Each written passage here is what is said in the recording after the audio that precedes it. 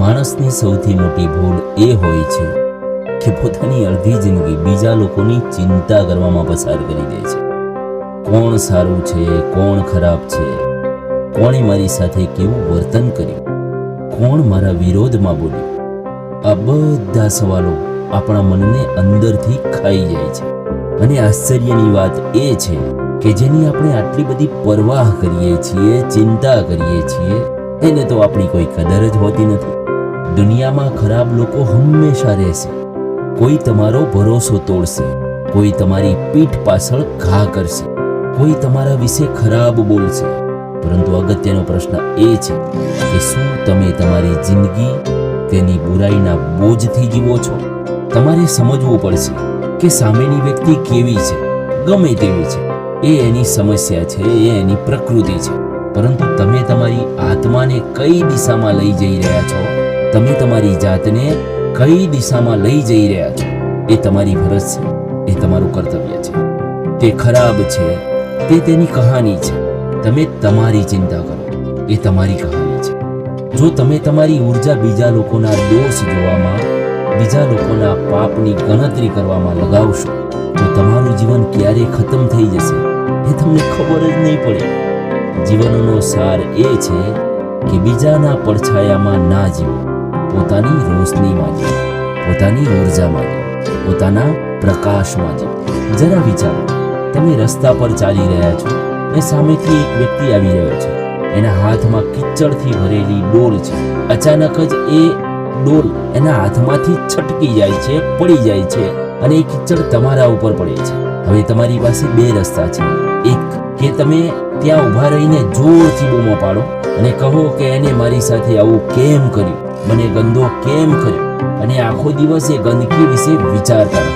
અને બીજો રસ્તો એ છે કે તમે તરત જ ત્યાંથી જઈને ચોખ્ખા પાણીથી નાહી લો, કપડાં બદલી લો અને તમે તમારા રસ્તે આગળ વધો, તમારી મંજિલમાં આગળ વધો. હવે સવાલ એ છે કે સમજદારી શામાં છે, પહેલા રસ્તામાં કે બીજામાં? પરંતુ જિંદગીમાં આપણે શું કરીએ છીએ? આપણે પહેલો રસ્તો નક્કી કરીએ છીએ.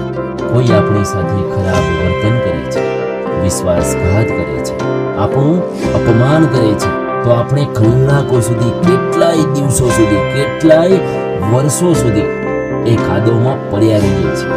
અને ધીરે ધીરે એ કાદવ આપણા વિચારોને ખોખલા કરી દે છે, આપણા ચહેરા પરથી ચમક છીનવી લે છે અને આપણને અંદરની અંદર ખોખલા બનાવી દે છે.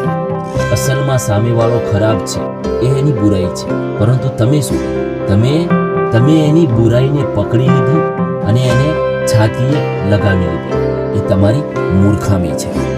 યાદ રાખો, તમને કોણે ચોટ પહોંચાડી એ મહત્વનું નથી, પરંતુ તમે એ ચોટને કેટલી દિમાગ ઉપર લીધી એ બહુ જ અગત્યનું છે. હવે થોડા ઊંડાણથી વિચારો કે જ્યારે તમે બીજાની બુરાઈ પર ધ્યાન દેશો તો તમારું દિમાગ એ જ વિચારોમાં ઘૂમ્યા કરશે.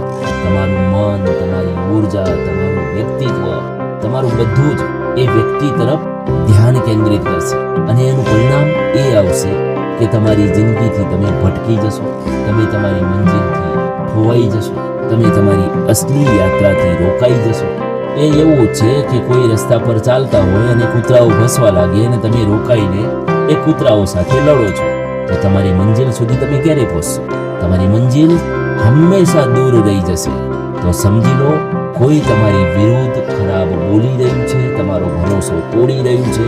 એ એની બીમારી છે, એ એની મર્યાદા છે, એ એની ગંદકી છે.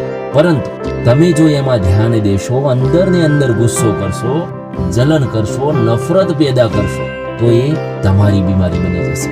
બુરાઈ ક્યારેય આપણને બહારથી નુકસાન નથી પહોંચાડતી. તે ત્યારે ઝેર બની જાય છે જ્યારે આપણે એને આપણી ભીતરમાં જગ્યા આપીએ છીએ, આપણી ભીતરમાં એને સમાવીએ છીએ.